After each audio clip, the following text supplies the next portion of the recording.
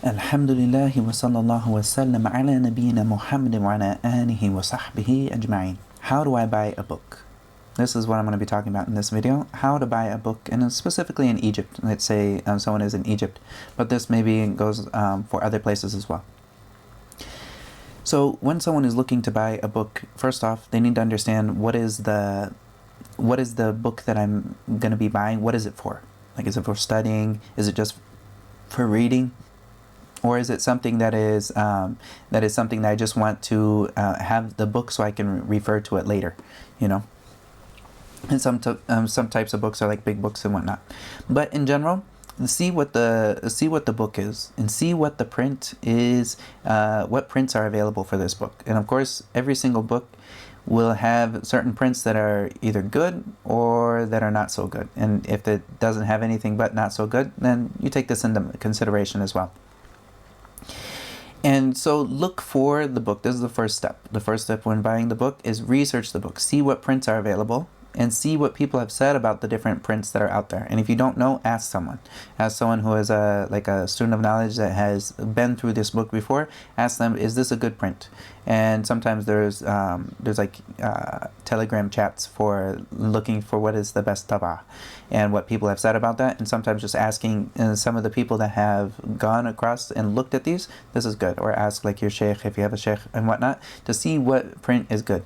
And this is very important because you don't want to buy a book that the print is not very good at all. Like there's going to be a lot of mistakes. So say someone wants to buy Shadar al-Arf. So they want to buy this book, but they're going to buy a print that is terrible. This is sarf.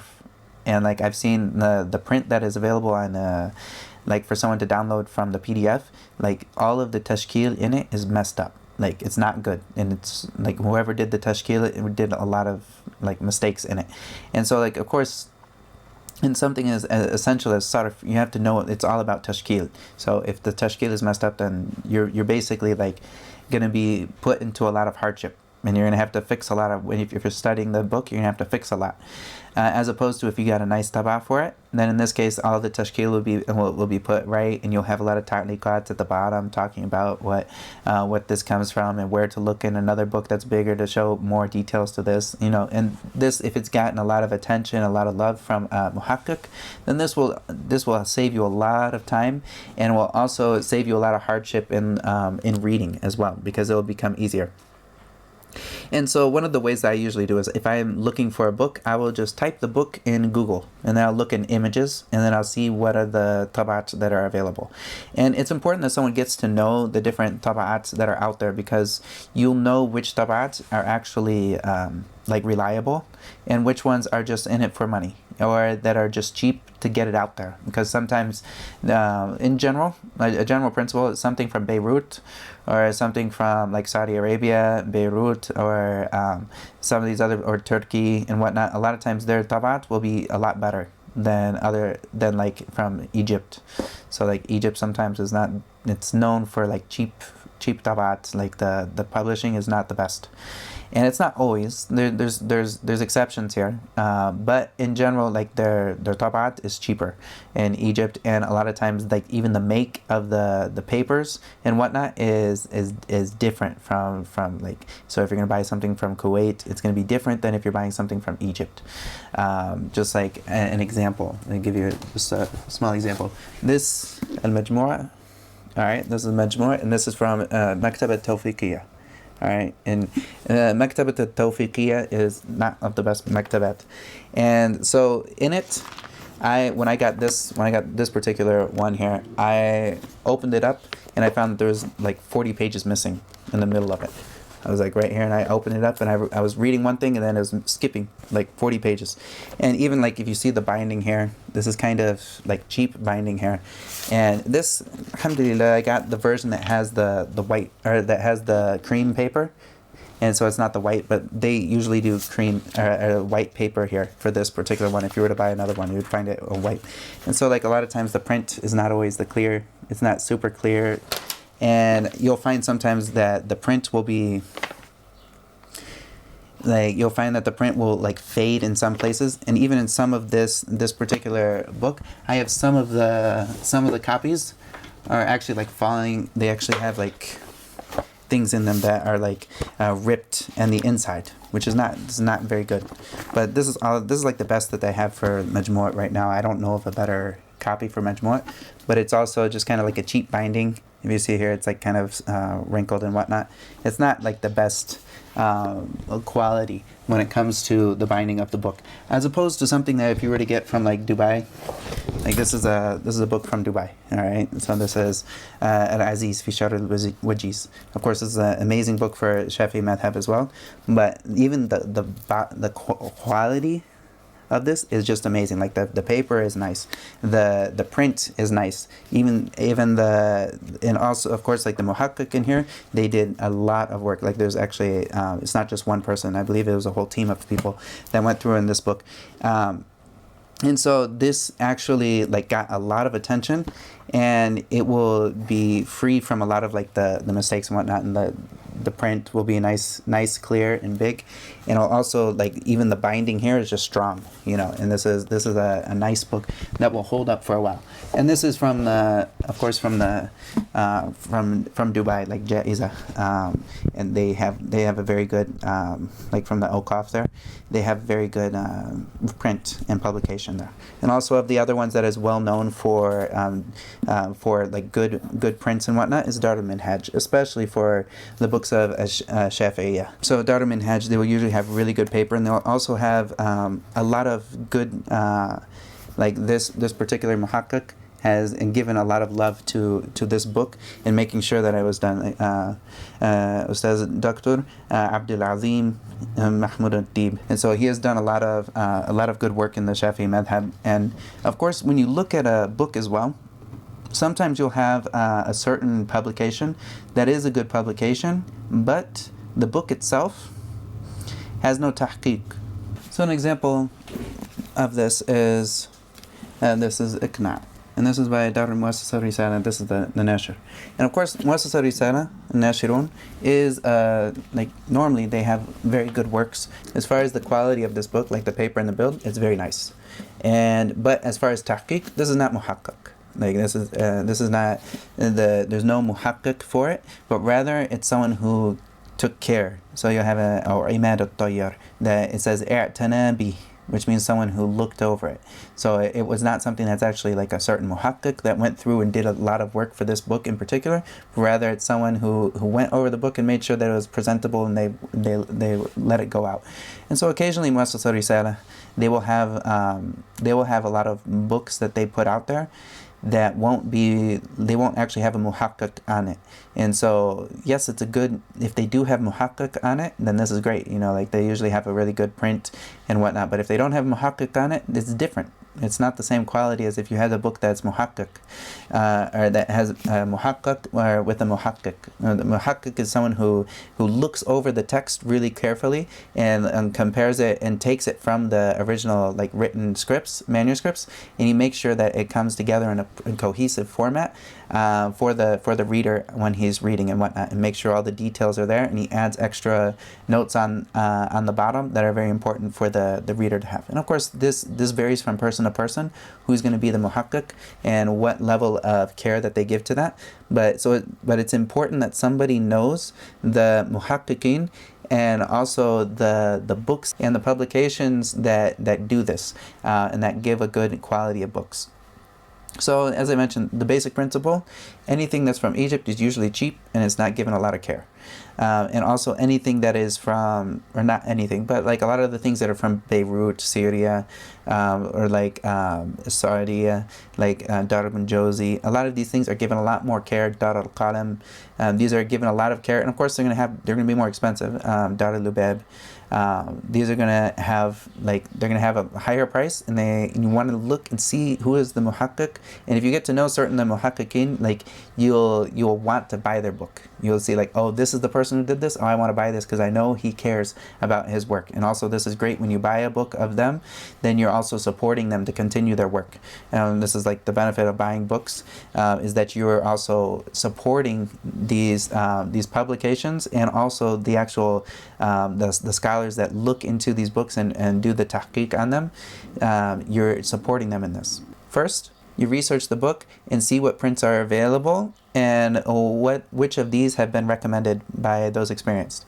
And then you go and you take this picture of the cover of the book, and then you send it to multiple bookstores and to ask if they have it in stock. And so normally when I'm in Egypt, the first bookstore that I will send my request to is Dar es Salaam. And the reason I do this is they're mostly cheap. They're a big company, and if they have the book, it'll usually be cheaper than anyone else. And so usually I will go to them first, and I have their WhatsApp and whatnot, and I will send the copy of the book and say هل عندك هذا, and so I'll ask them if this is with you, if you guys have this, and then they'll tell me yes, and they'll give me the price. And this is of course the first step, because I don't want to just go to a bookstore and then have someone give me a price for a book at the bookstore and I buy it right away, and I don't know what the other bookstores have is for the price, because there are some people out there, like some bookstores out there that are popular around, like they're right in the Hay Ashur, and they will charge more than everyone else. And so of course, like, you need to know what's out there, so you know if he tells you a price. If this guy tells you it's 800 and the other guy's already told you it's 300, you're like, what's this guy doing? He's playing with me, so it's important that you know like a basic thing of what the price should be. Also, you can look up on Dar es Salaam, you can look on their website, and you can see what the prices of their books are on the website. And of course, like, put it in the cart to make sure that put it in the cart, and then look after the cart price, because sometimes there'll be discounts that are on the book, so you know the actual price of that. And then when somebody looks at it outside, they'll usually be comparing, like even the bookstores themselves, they will compare it to the Dar es Salaam prices on the website. And this will save you a lot of time. If you send these pictures to the different stores around you, it'll save you a lot of time, because sometimes maybe you go to the store and they don't have it, and you just wasted, like, what is that, an hour going to a store and coming back, as opposed to sending it to them and they say we don't have it. Okay, great. And then I'll go somewhere else and ask them. And so also have a whole list of maktabat on your WhatsApp. Try to send that to them on WhatsApp, and this will save you a lot of time. And some of them even will send it to you. Like there's some people that will even send it to you. And I recommend that someone has a mindset of which books are for which place. So some books you'll find there will be certain bookstores that are cheaper than others with those particular books. And a lot of times if you have a book, you can look at the beginning of them, such as like Dar al-Minhaj, for instance. Dar al-Minhaj, if you look in the beginning of the book, and it'll tell you what stores in Egypt or in anywhere sell their books. So if you were to look here, it'll have a list of the names of books that or of the sellers of books. So it'll talk about in Jeddah, it'll talk about that in Riyadh. It'll give you the name of the book, or the name of the bookstore that is by them. And here it says in Misr, it says Dar es Salaam. So you would know that if I'm going to get a Dar al-Minhaj, if I'm going to get their books, then the best place for me to go is the authorized reseller, which is Dar es Salaam, and they will usually have the best prices. It's not to say that you can't get it from other than them, but usually the best prices will come from the people that are mentioned at the beginning of the book. They'll write whatever the publisher is. They'll write what bookstore is the one that carries their books, which is very beneficial to get the best prices of the books that you can get. And so when you know what bookstores hold what books, you can get better prices than just going to one bookstore every single time. And I've done that before. When I first came here, there's the bookstore, the Nur Muhammadiyah, or it's like right next to the Masjid Nur Muhammadiyah, and this bookstore, I think it's Nur al-Islam. Like, they have a lot of books that you can't find anywhere else, but oftentimes their prices they're hiked up. Because they're right around everyone that is in all the students are right around them. So since they're close, they put a price tag that's higher than everyone else. If you were to go down to Azhar, you would find that the books are a lot cheaper over there. And this is something that is very clear. And so, like, if you ask them how much is the book, and then you ask someone down in Azhar how much is the book, you'll find a big difference. And this difference sometimes isn't worth sometimes it's not maybe a huge difference. You're like, that's the same as an Uber to go down to Azhar. But sometimes if you're buying a lot of books, this will add up to a huge difference. And so I would recommend that people try to be mindful, like spending their money, and get to know the people in Azhar, because this will help a lot for you to save your money and get to know like the maktabat around Azhar. And then the last thing, once you get this, you find the book and you find you sent the picture of the book, of the tab'a that you want, you send this to these bookstores. And then if you can't find it, then go to around Azhar and ask some of the people around them, and they'll run around and try to get lost in the maze of bookstores in Azhar. And get to know what bookstores are out there, and each bookstore usually will have a certain type of books that they specialize in, and so get to know which ones they have and which ones they're specialized in, and then you can usually get a better bargain in there. And also make sure you check websites and whatnot to see what is the price that you should be paying. And this is, as I mentioned, is the Dar es Salaam is the best one to check for that. And occasionally people will buy books over online. I personally don't like doing this because sometimes it's very, like the wait time is very long. And I've occasionally had problems with like waiting for a book for over like 2 months, you know, or like a shipment of books for like almost 2 months to 3 months. And then they told me, oh, there's no more book of this, you know, like, so they had to send me back my money and whatnot. And occasionally it's better just to go and get the books for yourself than to order them online. That's my personal preference. But occasionally, if you don't have any other book other than what's online, that's what you got, you know, and you just kind of have to work with the system in that way. Wallahu ta'ala alam. And just to go over the 1, 2, 3s of this. 1, find the book, find the publication that is the good publication of that book that you want by looking on YouTube. Looking on YouTube, yes, and also looking on and Googling the images and whatnot. And also on YouTube, if you type in a lot of this, there'll also be sometimes there'll be reviews of certain tab'ats that are good. And then also, then take the picture of the book and send it to your mektabat on WhatsApp. Get the prices, choose what the one that you want, and then go to the branch, get the book and buy that. And that's the easy way to do that. And if you don't know, then go run around Azhar and get to know Azhar. And this is always great for you to get to know all the people in Azhar and what books and publishers are around there. والله تعالى أعلم وصلى الله وسلم على نبينا محمد وعلى آله وصحبه أجمعين. فلذلك فادع واستقم كما أمرت ولا تتبع أهواءهم وقل آمنت بما أنزل الله من كتاب وأمرت لأعدل بينكم الله ربنا وربكم لنا